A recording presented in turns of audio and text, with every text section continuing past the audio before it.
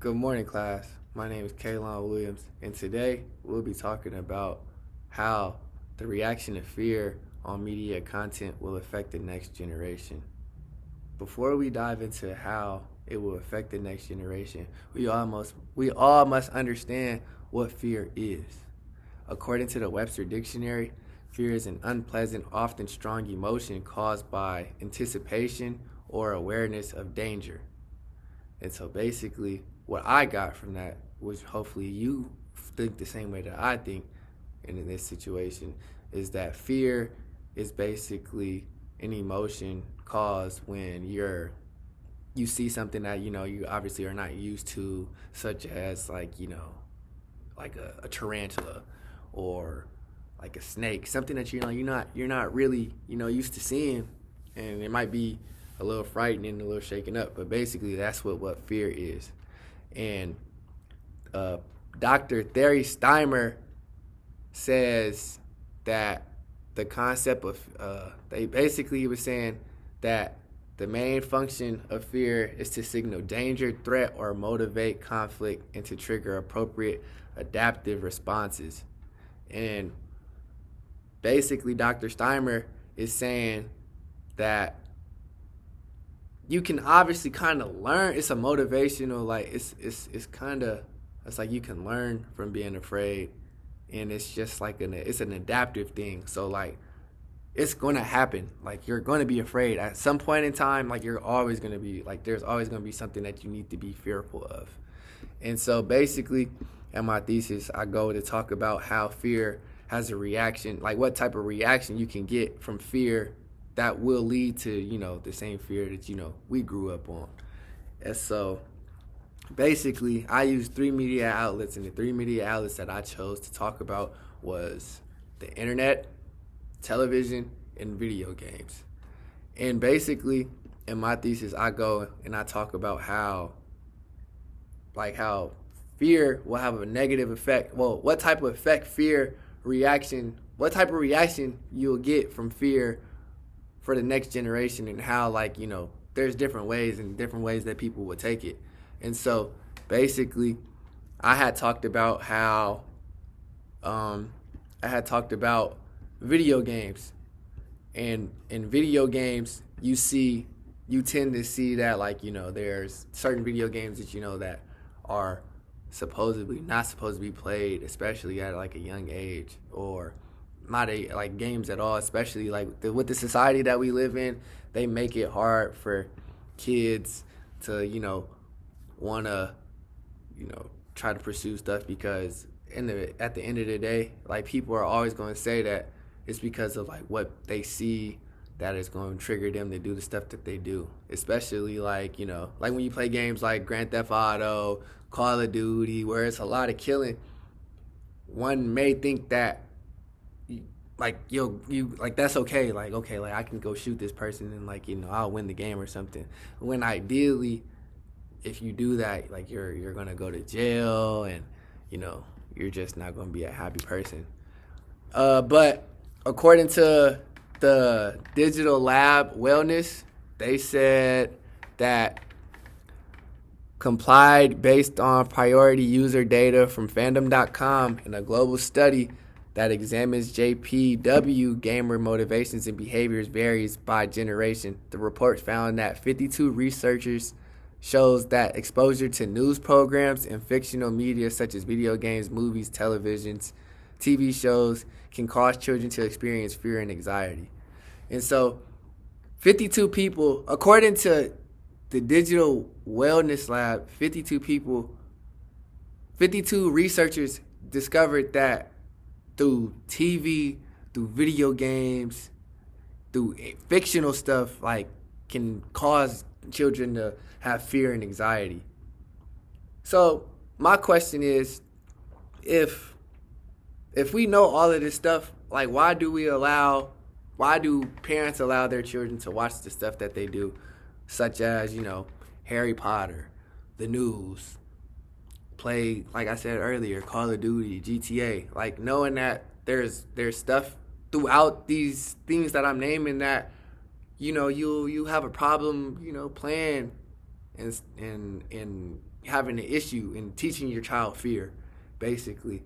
And so I feel that, for me, I feel that like when it comes to like video games, it's a game, and as a parent, I should, like, not even as a parent, as somebody in the generation before the next generation, I feel that like it's just like we have to tell them like it's just a game, and there's like, even though it may seem real and like you can do stuff like in the game that you can do in the real world, at the end of the day, like it's still a game. And like I feel that like once you, it's like if we explain that to like, like the if we explain that to the next generation, I feel that like they'll understand that like, yeah, maybe this is just a game, and maybe like I don't have to be afraid of, going to a shoe store, and because you never know. Like if I'm playing Grand Theft Auto and I'm running up in the store robbing them, and I see that I feel that like in the back of my head, like I'm gonna know like, okay, like somebody could come run up in this store like I'm doing in this game, which would obviously make somebody not want to go out. But if we as a generation as a whole are able to come together and teach like the next generation like that it's okay, like, and just to understand like that's a video game, and just be able to try to tell the difference, I feel that like we'll be okay as a society as well. And so that was me talking about video games. And one of the other things that I had talked about was how television. How will fear affect, how does the reaction of fear affect the next generation based off of television? I mean, just think about it. Like when you turn on the TV today, you're going to see somebody on the news talking about there's somebody trying to bomb the U.S., or there's an African-American male stealing cars, killing people, or like, it's never like anything that's going to give you like some hope, or like, something to be happy about. Like, I feel that like the news and just stuff on television is just made so you can basically talk about what's going on in the world. So like at the same time, like what's going on, but they're obviously putting it in our heads that we need to be afraid about what's going on in the world. Like, for example, like when COVID-19 first happened, like they were saying that they didn't have no cure for it, and all these people was dying, and that's all they were showing was just people dying. They wasn't talking about the people that was going in there with COVID that was beating it. They was just always talking about this person was dying. This is how many people died here. This is how many people died there. So eventually, while it was going on, like that's all we could think about was people was dying, and there was no like people that were beating COVID. And now all of a sudden, nobody really talks about COVID anymore. Nobody's really dying from COVID, and you don't really see people talking about COVID. But like that's what I'm saying. Like they're using like the television to focus on basically how like just to see the negative aspects, so we can all be like, like I'm afraid to go outside, because I know during COVID-19 I was definitely scared to go outside because of what I was seeing on television, knowing I don't know who has it, what has it, how can I contract it. Like nobody really knew this information, and so because of that, it was just very questionable.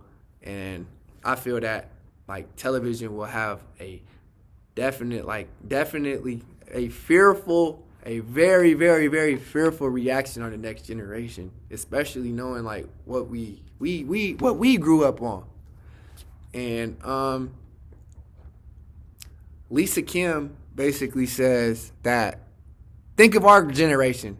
We grew up seeing tons of war footage, gore, violent images on our screens, and now most of us are partly like, a lot of people aren't fazed by it, but it's still people in our generation that are still fazed by like seeing that. And like I have a cousin that is afraid to go outside just based off of just seeing stuff like that on TV. And it sucks being, knowing that, you're a 23-year-old male and you're afraid to go outside because you're cautious. Not even cautious, but you're afraid to see if like anything that you see on television any somewhat real. And I just think it's crazy how just television just had that reaction on my cousin, knowing that that happened to somebody in my family. Who knows what can happen to the next generation? The last concept that I had talked about where you really see like,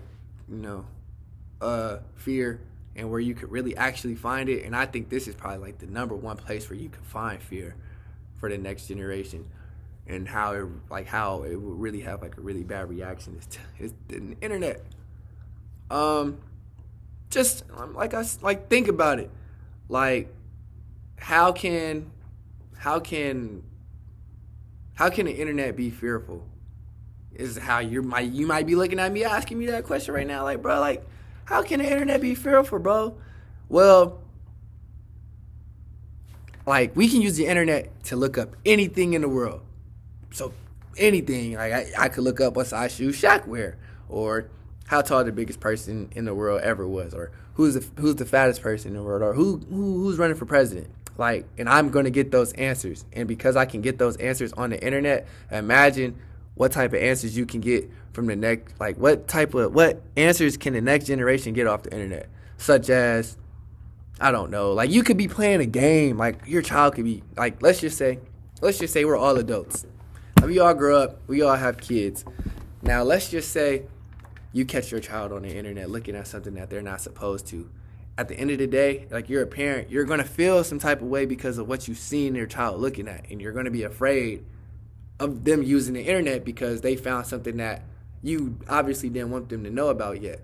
And so it can be fearful in aspects because they can talk to anybody on the internet.